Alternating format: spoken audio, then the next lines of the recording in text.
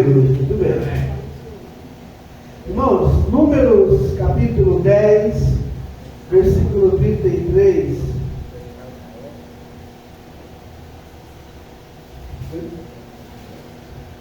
Não sei. Agora ou depois? Você sabe? Hã? Então no final nós estaremos apresentando Israel. Tá bom? Me lembra aí. Números 10, capítulo 10, versículo 33. Lemos assim a palavra de Deus. Números 10, versículo 32 ao 36. Será que, vindo tu conosco, e sucedendo bem que o Senhor nos fizer, também nós te faremos bem?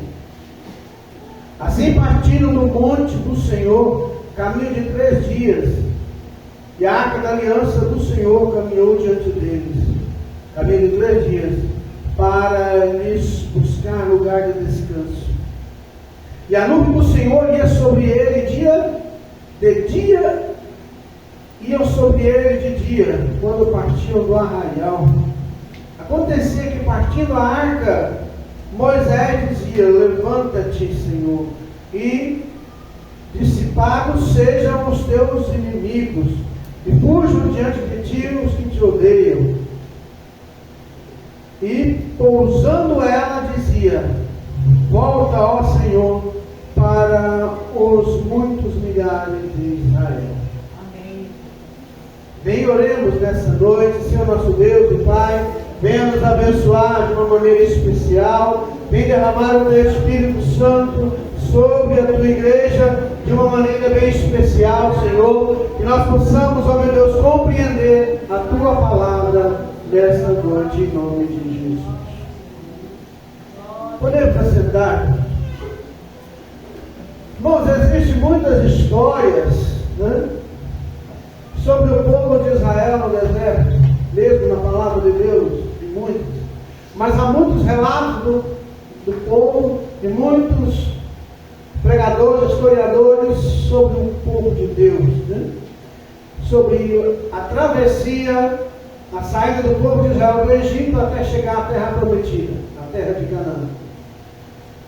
Mas em todos esses relatos, a única coisa que é unânime, cada historiador, cada pregador, ele diverge em determinados pontos, mas tem uma coisa que é comum a todos: é que sempre é o Senhor guiando o seu povo. É comum, mas esse todos têm em comum: Deus guia seu povo. A marcha de Israel pelo deserto não pode ser comparada à nossa marcha nesse mundo rumo a Jerusalém celestial. Porque esse mundo, irmãos, representa, quando a nossa caminhada nesse mundo representa Israel no deserto como uma terra prometida. Né? Lembra do Peregrino? Estava relendo algumas partes do Peregrino hoje, o livro O Peregrino, e que teve o Peregrino foi escrito por um evangelista no século XVII, e ele estava preso, e lá Deus deu inspiração para ele e começou a escrever. E conta a história de um homem que ele teve um sonho, ele sonhou, e ele viu, Deus deu um alerta naquele sonho que a sua terra ia ser destruída, a sua família, onde ele morava, a sua cidade. Quem leu o Peregrino aí? Então, naquele relato daquele evangelista, ele diz que aquele homem ficou preocupado, e ele chegou em casa, ele contou para sua esposa, reuniu seus filhos, e sabe que os filhos falaram, e a esposa pensou que o homem já começou a ficar meio paranoico. Falou: não, vai dormir, que era tarde da noite, no outro dia, quem sabe, depois de uma noite de sono tranquila, vai esquecer, vai estar melhor. Só que no outro dia, ele não conseguiu dormir direito, e a esposa perguntou: e aí, como é que está? Está melhor? Não, está pior do que antes. agonia, vomitando, contando, nós temos que sair daqui, isso aqui vai ser destruído. E zombavam dele, criticavam daquele homem, mas ele tomou uma decisão. E ele saiu pelos campos a conversar com Deus, a falando, diz a história, que aquele homem, ele encontrou com o evangelista. É o primeiro personagem do livro, que aparece para ele. E ele vai instruir ele a ir para aquele monte, ao caminho da luz, e entrar pela porta estreita. Lá você vai receber instrução para você ser salvo. E ele voltou para casa, chamou a família não quis. E sabe qual foi a atitude dele? Eu gosto dessa parte. Quem já leu o livro deve lembrar que quando ele ia saindo, porta da cidade afora, e a sua família foi correndo, e o que ele fez? Ele tapou os ouvidos, porque a família chamando para ele voltar para trás, ele tapou os ouvidos, e ele gritava, vida, vida, vida eterna, e não ouviu o que a família falou e continuou o seu caminho. Tem hora que você tem que tomar atitude, você tem que parar de ouvir, até mesmo os parentes, até mesmo as pessoas, de passar a ouvir a palavra de Deus.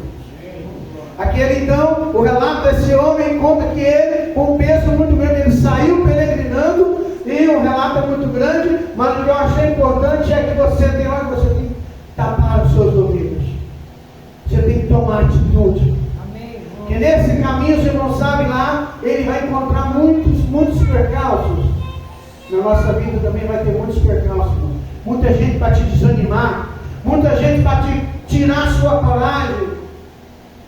O primeiro obstáculo que eles encontrou foi o pântano. Eles começaram a atolar e eles começaram a afundar, mas aquele homem não desistiu. Tem hora que o diabo vai tentar te submergir no mar da descrença, mas você não pode desistir. Amém. Glória a Deus. Então, como o povo marcha para a terra prometida? Primeira coisa, é simples, sobre a liderança de Deus, não é? Números 10, verso 11, 12 e 13. Números 10, versículo 11. E aconteceu no segundo mês, aos 20 do mês, que a nuvem se alçou sobre o tabernáculo do testemunho. E os filhos de Israel, segundo a sua ordem de marcha, partiram do deserto do Sinai. E a nuvem parou no deserto de Parã. Assim partiram pela primeira vez, segundo a ordem do Senhor, por intermédio de Moisés. Deus vai guiar o seu povo através da sua liderança, através do seu Espírito, através da sua palavra. Nós temos que ser guiados por Deus. Nós temos que, e é uma coisa que eu não tinha atinado nesse texto, irmão, é que não tinha ainda percebido. Aqui no versículo 2, aqui tem algo que chama muito a atenção para nós, servos de Deus. Olha só, Deus falou para Moisés: faze 2 trombetas de prata, de obras batidas, e farás, e elas te servirão para a convocação da congregação, e para a partida do arraial. Olha só, enquanto as tocarem, então toda a congregação se reunirá a ti à porta da tenda da congregação. Mas quando tocar uma só, então a ti se congregarão os príncipes e os cabeças dos milhares. E o verso 5 diz: mas quando retinindo as 2 trombetas, então partirão os arraiais que estão acampados ao lado do Oriente. Sabe o que isso quer dizer, irmão? Você tem que distinguir o sonido da trombeta. Quando as 2 trombetas tocavam, o povo de Israel levantava. Amém. E se tocasse mais uma vez, poderiam achar que iam caminhar novamente.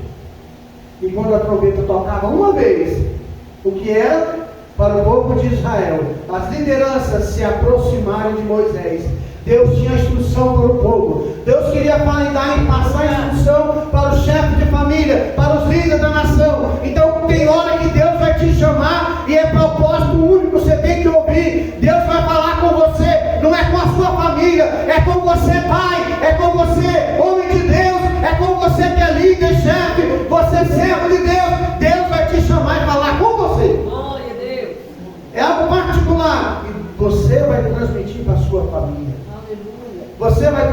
para os jovens. Você vai transmitir para a liderança, para as pessoas que estão sob o seu comando, ou sua liderança, por assim dizer, né? Então, eu preciso discernir, porque as trombetas podem soar apenas para você. Sabia? Olha só, 1 Tessalonicenses capítulo 4, 16, 17, Paulo fala assim: porque o mesmo Senhor descerá com alarido, com voz de arcanjo e com a trombeta de Deus. Olha só, a trombeta de Deus vai vir. A trombeta do Senhor, ela vai tocar. E nós, servos de Deus, nós precisamos estar atentos para discernir quando a trombeta tocar. E aí diz o texto, 1 Tessalonicenses 4,17: depois nós, os que ficarmos vivos, seremos arrebatados juntamente com ele nas nuvens. Você tem que discernir o toque da trombeta. Você tem que discernir o toque da trombeta. Porque a trombeta vai tocar. A trombeta vai soar. E vai chegar o dia que o Senhor vai te chamar para você ter um encontro com Ele. Amém? Como o povo de Israel marcha para a terra prometida, sob a orientação, guia humano indicado por Deus. Hoje esse guia é o pastor, hoje esse guia é o líder dos jovens, hoje esse guia que te ajuda é o líder das irmãs, dos jovens, dos senhores. Aí número 10, 13 vai falar sobre isso. Mas em Hebreus capítulo 13, verso 17, o Senhor é bem claro: obedecer a vossos pastores, porque eles zelam por vossas almas, como quem há de prestar contas. Tudo que eu ensino para você aqui, se for fora da palavra de Deus, eu posso pagar o preço. Se você se perder e eu não te avisar, eu posso pagar o preço. Você que é pai, mãe, você tem filhos que estão sob o seu cuidado. Se eles errarem, mas você não os alertarem, você vai pagar o preço. Ah, pastor, meu filho já é maior de idade, mas está debaixo do seu teto, você é responsável. Chama, é assim e assim que a vida é. Eu vou te mostrar o caminho que você vai andar. Como Deus falou para Moisés, em Deuteronômio 30, versos 18 e 19. Eu vou pôr diante de você a vida e a morte, bênção e maldição. Mas eu sou tão bom que eu vou te dar um conselho. Escolhe a vida para que viva amando ao Senhor teu Deus, tendo cuidado de guardar todos os seus mandamentos. Por isso, depende da sua vida. Deuteronômio versos 18, 19 e 20. Então você tem esse cuidado com os seus filhos. Você tem que ser cuidadoso, porque amanhã ou depois o Senhor pode te cobrar. Então, tudo aquilo que eu ensino no altar, um dia Deus pode me cobrar. Então, é por isso que eu preciso orar, buscar, e quando Deus fala comigo, Ele vai falar com você. Como o povo marcha para a terra prometida? Animado, conviva, com esperança na boa terra. Tem povo animado aí? Diga amém. Amém. Tem povo animado aí? Diga amém. Amém. Então, número 10, 29, olha o que o Senhor falou, olha o que Ele nos diz. Disse então Moisés a Obabe, filho de Reuel, ou Midianita, sogro de Moisés: nós caminhamos para aquele lugar de que o Senhor disse: ou darei, vai conosco que te faremos bem, porque o Senhor falou bem sobre Israel. Então Moisés, o que ele está falando aqui? Quando eu sou abençoado, eu devo convidar as pessoas para ser abençoadas comigo. Moisés estava falando: olha, para Obabe, olha, vem conosco. Deus vai nos fazer bem, e o bem que Ele fizer, nós vamos te fazer também. E será que vindo tu conosco, sucedendo o bem que o Senhor nos fizer, também nós te faremos o bem. Você precisa então chamar as pessoas que estão do seu lado para servir a Deus contigo. Aleluia. Para estar na casa de Deus. Por quê? Porque nós temos a promessa do Senhor. Nós temos esperança, irmãos. O que o Senhor diz? O que o Senhor Jesus Cristo nos disse em João, capítulo 11? O que Ele diz para o seu povo? Para aqueles que creem nele. A promessa, quem tem esperança aqui, diga amém. Amém. Nós estamos marchando para Jerusalém Celestial. Nós estamos marchando rumo à terra prometida. Então tem que crer nisso. Eu sou a ressurreição e a vida. Quem crê em mim, disse Cristo, ainda que esteja morto, viverá. Amém. E olha só, todo aquele que vive e crê em mim, nunca irá morrer. Existe. Isso aqui é para quem tem esperança. Aleluia. Como é que o povo marcha para a terra prometida com alegria, chamando as outros para participarem com eles? Nós estamos fazendo uma coisa errada. Você já viu como é que o povo dança como? Pessoal, já viu algum triste? Eu quando estava triste porque andou bem mamado, né? Passou um pouquinho da conta. Mas a maioria não é alegre, cantando, dançando? Não. Por que o Senhor de Deus não pode ser alegre na casa do Senhor? Não, André? Por que não pode estar alegre? Porque o problema não é um problema, eu vou falar mais à frente. O problema é como a gente enxerga o problema. Parece que eu estou filosofando demais. Né? O problema não é um problema, o problema é como a gente enxerga o problema. Como encara o problema. Né? Como que o povo de Deus marcha para a terra prometida? Convidando outros para ir com ele. Nós vemos aqui Moisés convidando seu amigo. Eu preciso convidar as pessoas também. Eu tenho que animar a minha família. Olha a palavra que o Senhor falou, usou Paulo para falar para o carcereiro. Crê no Senhor e será salvo, não somente você, mas a sua casa também. Eu quero a minha casa salva. Eu quero, você quer seus filhos salvos, você quer sua família salva. Então creia no Senhor, se agarre a essas palavras. Então, o que eu preciso? Como o povo marcha para a terra prometida? Com a arca do concerto, com a presença de Deus na nossa vida. Isso é em Números 10, versículo 33.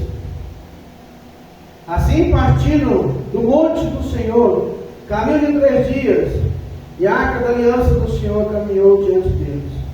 Caminho de 3 dias, para lhes buscar lugar de descanso. O que a arca representa? A arca não representa a presença máxima de Deus? Irmão, nós servos de Deus temos que ter certeza que o Senhor está no nosso meio. Amém. Um dos textos que eu mais gosto é João 14, quando Jesus Cristo diz: não me deixarei órfão, voltarei para vós. Eu vou, mas enviarei o Consolador. Mateus 28, deixe que estou convosco todos os dias até a consumação dos séculos. Quando Jesus estava subindo, falamos aqui hoje sobre Atos, capítulo 1, e para Jerusalém até que nós seja revertido com poder. Ou seja, o Senhor está no nosso meio, Ele está no nosso meio, então eu não posso andar de cabeça baixa, eu tenho que olhar para frente, eu devo me alegrar, e eu preciso entender que eu estou marchando rumo a Jerusalém Celestial. Eu preciso marchar, eu estou na presença de Deus. A presença de Deus hoje, irmãos, para mim não é apenas a palavra de Deus. Não é a oração somente, pois muitos oram, mas ele quer fazer segundo ele está sentindo. Não, estou sentindo de fazer isso. Estou sentindo de fazer aquilo. Não, só de vez em quando funciona. Mas eu preciso pegar o que eu estou sentindo e examinar com a Bíblia. Será que Deus vai agradar do que eu estou fazendo? Será que a palavra de Deus me dá permissão de fazer isso? Então eu preciso crescer na graça e no conhecimento, diz o Senhor. Crescer na graça e no conhecimento. Eu tenho que ler a Bíblia, eu tenho que orar. E hoje não tem desculpa para ninguém. Você pode escutar a Bíblia. Você pode aprender. Então, o servo de Deus que se presta, consulta a palavra de Deus. E quando ele tem uma dúvida a mais, ele procura o pastor, ele procura o irmão que estudou mais. Fala assim, irmão, o que você acha disso, daquilo? Porque na multidão de conselhos há sabedoria. Então, como o povo marcha para a terra prometida? Sob a nuvem. Tem uma nuvem nos cobrindo. Tem uma nuvem, tem uma coluna de fogo que nos protege. A nuvem é durante o dia. Imagina você no sol de 40 graus, 50 graus. Quando bate uma nuvem. Quem já trabalhou aqui debaixo do sol? Levanta a mão. É só um tiquinho, né? Nesse loja. Aí está aquele sol, quando vem uma nuvem cobre o sol, não um sossego. E não é toda hora que se encontra uma árvore para você desfrutar da sombrinha. Então o Senhor, durante todo o dia, às 12 horas do dia, durante todo que o sol estava no céu, tinha uma nuvem cobrindo o povo de Israel. Por isso que ela diz, não se envelheceu nenhuma das suas roupas. Ninguém encheu bem. O Senhor protegia aquele povo. À noite o frio era tremendo. Tinha uma coluna de fogo para aquecer aquele povo. Amém. E o guiar. Irmão, você é protegido por Deus 24 horas. Amém. Só que a gente não agradece por isso. Porque eu não estou preocupado com isso. Eu quero ter muito dinheiro na conta. Eu quero ter isso e aquilo. É o que você quer e não aquilo que Deus quer que você tenha. O fogo vai te aquecer no momento difícil, na hora da dificuldade, na hora da dor. Nós vemos aqui, cantamos agora mesmo. O Senhor, Ele vai nos proteger. Vai ter dificuldade pelo caminho? Claro que vai. Vai ter muitas. Olha o que aconteceu. Isso aqui eu não posso deixar de mostrar para você.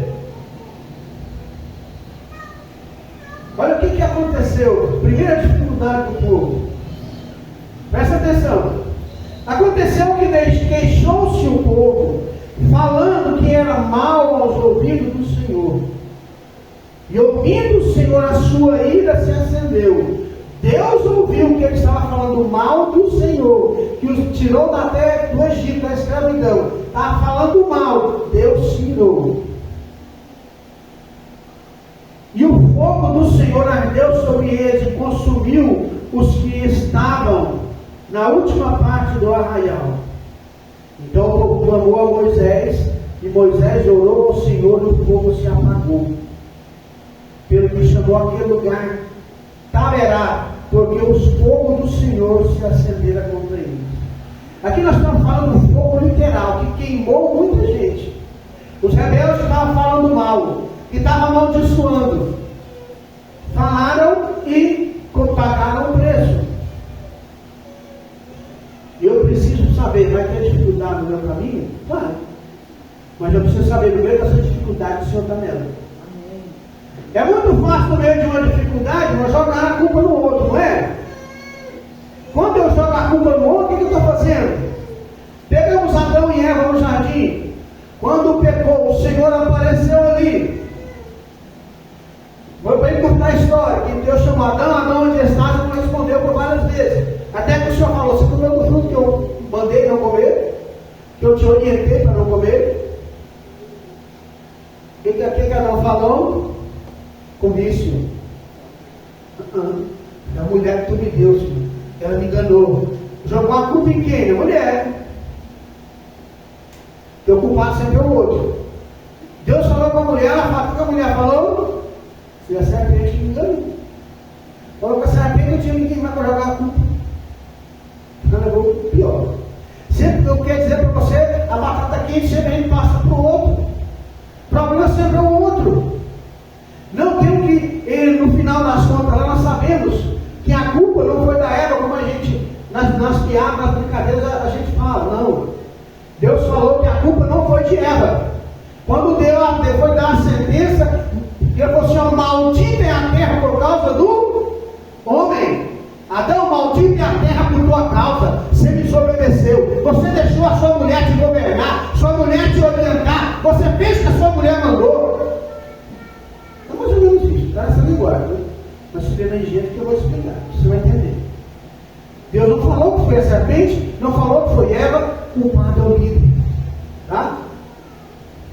É por isso que quando o time perde, o primeiro culpado é o técnico, porque ele lidera. Isso quer dizer que ele podia ter visto o que estava errado e corrigir, mas ele não viu e não corrigiu. Então o culpado é ele. É isso, entendeu? Irmãos, olha só, o povo de Israel foi escravo por quantos anos? 430 anos lá no Egito. Irmãos, a liberdade tem um preço. Eu não tenho. A liberdade tem um preço. E o preço é obediência. Quando obedecemos a Deus, nada nos prende, irmãos. Se temos dinheiro, glória a Deus. Se eu não tenho dinheiro, eu dou glória a Deus do mesmo jeito. Porque eu sei que em mim, na minha carne, não há vida nenhuma, diz Paulo. Porque eu sei que todas as coisas cooperam para o bem daqueles que amam a Deus. Diz o apóstolo Paulo também. E eu posso fazer como já o Senhor me deu, o Senhor tomou. Louvado seja o nome do Senhor. Eu não devo ficar caçando o culpado. Que geralmente os meus problemas, o culpado quem é? Está falando não? Os seus problemas, quem é o culpado deles? É você mesmo. Talvez o diabo te induziu. Talvez ele armou um laço. Mas você caiu porque quis. Quase todo mundo que caiu no laço, ao contrário do passarinho que é enganado, armou a arapuca, ele caiu, ele não sabia. Ele foi inocente. Mas quase todo ser humano que é enganado, ele sabia que era errado, fez. Será que um homem que é casado não sabia que ele não poderia sair com aquela moça bonita do seu trabalho que o seduziu? Será que ele não sabia que não podia se deitar com uma colega, com um colega? Será que não sabia? Não sabia. Ele deixou-se seduzir. Pode ter muitos motivos, mas nenhum deles justifica. Então, quando obedecemos a Deus, nada nos prende. O importante é ser livre. Lá no mundo nós éramos escravos do pecado. Para de reclamar. Para de reclamar, irmão. Você não tem tudo o que você quer, mas Deus está te dando tudo o que você precisa. Amém. Isso é uma verdade. A felicidade não está naquilo que nós temos. A felicidade está em como vemos as coisas. Em como a gente enxerga o problema. Tentação e desejo de voltar para o Egito. Olha só. Esse texto que nós vamos ler agora é muito conhecido. Está lá, versículo 4 ao 10. E o vulgo que estava no meio deles veio a ter grande desejo, pelo que os filhos de Israel tornaram a chorar e disseram: quem nos dará carne a comer? Olha só, estava livre no deserto, não tinha mais o carrasco, o soldado que estava olhando se estava trabalhando ou não. Quando um escravo parava de trabalhar, o chicote comia, ele tinha que trabalhar. Lembrando-nos dos peixes que no Egito comíamos de graça, eu te pergunto, era de graça os peixes que eles comiam? Trabalhar 12 horas e depois ter uma panela de peixe num guisado ali, é de graça? Não, irmão. Dos pepinos, dos melões, dos poros, das cebolas e dos alhos, ainda bem que não está falando. Mas agora nossa alma seca. Coisa nenhuma há senão esse maná diante dos nossos olhos. Irmãos, o povo de Israel,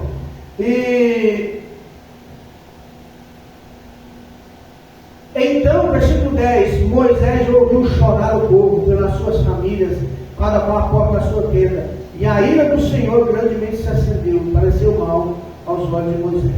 Moisés ficou com pena do povo, mas o povo estava querendo voltar para a escravidão, irmão. Mas hoje você é livre, você tem que voltar para o mundo. O Egito representa o mundo. Ninguém é verdadeiramente feliz lá no mundo, irmão. Ninguém. Eu te pergunto, Você pergunta, eu afirmo, você não era feliz lá no mundo. Você tinha momentos de felicidade, mas não era felicidade. Momento de felicidade é uma coisa, é um hiato, é um momento, mas a felicidade verdadeira no mundo ninguém tem. Você achava que era. Como o povo de Israel achava que era feliz lá como escravo. Mas era a sua mente enganando eles. Também a nossa mente nos engana também. O povo de Israel, irmãos, o que eles eram lá no Egito? Era escravo? O que nós éramos lá no mundo? Escravo, mas não era do Egito. Os egípcios eram do pecado. Você não comia o que você queria. Você não bebia o que você queria. Ah, pastor, eu comia e bebia o que eu queria. Mentira, você não comia. Quem vive no mundo, ele não come nem bebe o que quer. Ele come e bebe o que a moda está fazendo. Se o carro dele não for que nem o do outro, não está bom.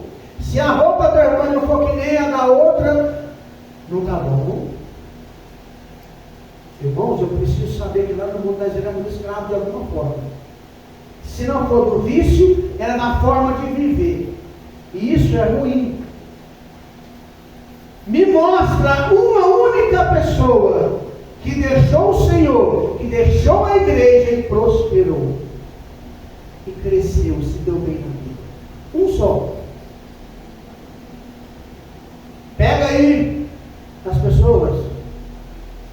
Olha o exemplo do J.A. Cantava e louvava o Senhor, multidões cantavam com ele. E agora? Eu não faço ideia, mas já vou ver, não vejo ninguém falar. Alguém vê? Levanta a mão, alguém vê falar. Nunca vi falar. É homossexual, pai. É. Por exemplo, eu postei essa semana um videozinho. Elvis Presley, quem era Elvis Presley? Cantava na igreja, fazia parte do quarteto celestial, louvava o Senhor na casa de Deus. Como é que ele morreu? Afogado no seu próprio vômito. Tanto remédio, entupido de remédio. Entupido, ele é viciado, independente, em vários medicamentos. Whitney Houston, quem nunca ouviu falar de Whitney Houston? Uma das vozes mais bonitas que você vai ouvir. Linda, maravilhosa a voz dela. Mas ela morreu atolada em drogas. Dizem que ela fumou até tudo que ela tinha dentro de casa. Até que ela não aguentou e se suicidou. Ela sofreu uma overdose.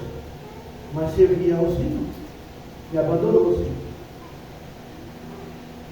Jeremias, no capítulo 2, fala: duas maldades cometeu o meu povo. A mim me deixaram um manancial de águas vivas e cavaram cisternas roupas que não podem ter a água. O povo de Israel está abandonando o Senhor para cavar uma cisterna. Já acabou a cisterna já? É bom, né? Já tirou água no poço? É bom, né? Se dia acabou a água em casa, fica perdidinho. Agora, você imagina só, tirar água. O povo lá deixando de ter um manancial para cavar uma cisterna. Quer cavar uma cisterna na sua casa? Talvez você vai até falar, o preço da água, vou até pensar. Mas não é a culpa, não é pelo problema de hoje. Então, mas o que eu preciso entender é que nunca queira voltar atrás. O mundo não te pertence. Amém. Não troque o seu chamado por aquilo que é temporário. Amém. Não troque o seu chamado, sua salvação por algo passageiro. Né? Cuidado para você não reclamar do que você tem. E você acabar perdendo o que tem e descobrir que o que você tinha era coisa boa. Olha aqui esses dias que determinado empresário, ele perdeu toda a sua riqueza e ele pulou do 10º andar e se espatifou lá embaixo. E quando ele estava espatifando ali, infelizmente passou um andarilho com sua carroça de carregar reciclagem, com 3, 4 cachorros que caminhavam com ele, e ele cantava alegremente e continuava a sua vida como a vida é boa, cantando, né? Suas músicas lá e louvando, alegre. Qual que é o segredo? Aquele homem não estava olhando para o seu problema, estava agradecendo o que ele tinha. Tem gente que tem o que comer em casa e está reclamando.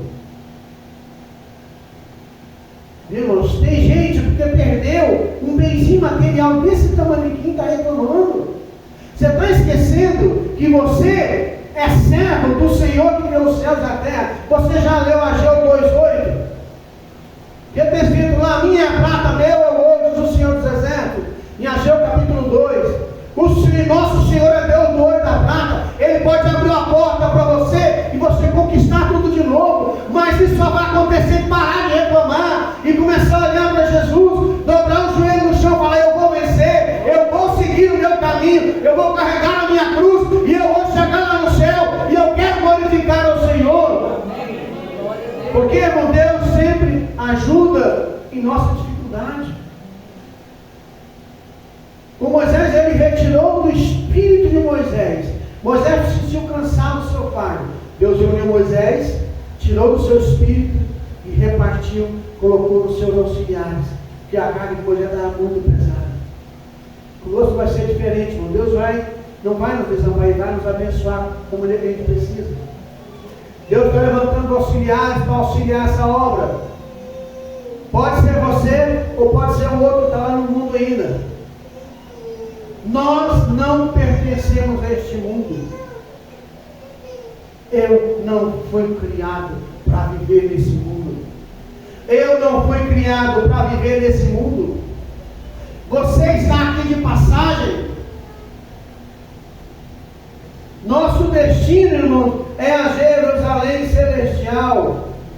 Eu já estou encerrando já, mas eu não poderia deixar de concluir com um texto bem conhecido.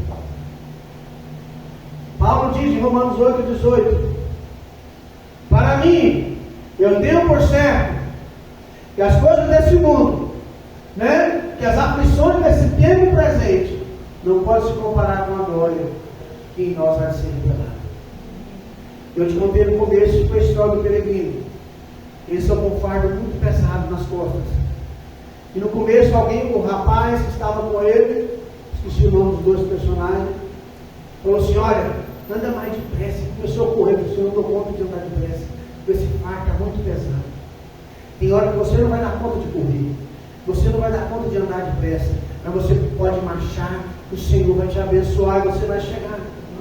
E você vai chegar lá na glória e o seu peso vai cair, o seu fardo vai cair. Eu fui lido aqui no começo. Aprender de mim que o meu jugo é suave e o meu fardo é leve. Mateus 11. Eu preciso entender que você está aqui hoje é porque o Senhor te chamou. Você está aqui com um propósito. Você está marchando rumo à terra prometida. Levantai-vos, porque aqui é o vosso lugar de descanso. Quando você se sentir tentado a desanimar, quando você se sentir tentado a desistir, a olhar para trás, pega lá em Hebreus capítulo 10, versículo 35, até o finalzinho do versículo 35 diz: não abandonemos a nossa confiança, ela tem grande galardão. O efeito tem necessidade de perseverança, para que quando alcanceis a promessa, porque aí ele, dentro de bem pouco tempo, dirá e não carregará. Todavia o meu justo viverá pela fé. E se ele retroceder, a minha alma não tem prazer nele. Mas nós não somos daqueles que retrocedem para a perdição. Então toma cuidado. Vamos ficar em pé.